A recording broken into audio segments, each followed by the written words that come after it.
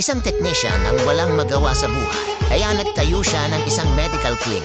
Siya ang doktor at nurse naman ang kanyang asawa. May nakasulat na karatula sa labas. Check up sa halagang 500 kapag hindi ka gumaling babayaran kita ng 1,000.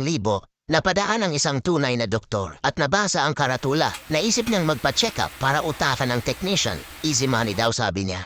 Doktor, magpapacheck up ako. Nawalan ako ng panlasa. Technician, nurse, kunin mo sa box 22 ang gamot at patakan mo ng 3 beses sa bibig ang pasyente. Doktor, gasolina to ah. Technician, congrats! Bumalik na ang panlasa mo. 500 lang ang bayad doon. Nainis ang doktor dahil nautakan siya. Kaya naisipan niyang bumalik makalipas ang ilang araw para bawiin ang pera niya. Doktor, magpapacheck up ako. Madalas na ako makalimot at wala nang matandaan kahit na ano. Technician, nurse, kunin mo sa box 22 ang gamot at ipatak mo ng 3 beses sa bibig ng pasyente. Doktor, teka lang, ito yung binigay mo sa akin nung nakaraan. Gasolina to eh. Technician, congrats! Bumalik na ang alaala mo. 500 lang ang bayad para dyan. Galit na umalis ang doktor dahil nautakan na naman siya. Kaya bumalik ulit siya makalipas ang ilang araw. Doktor, magpapacheck up ako. Malabo na paningin ko at hindi na ako nakakakita ng kahit ano. Technician, wala akong gamot para dyan. Ito ang 1,000.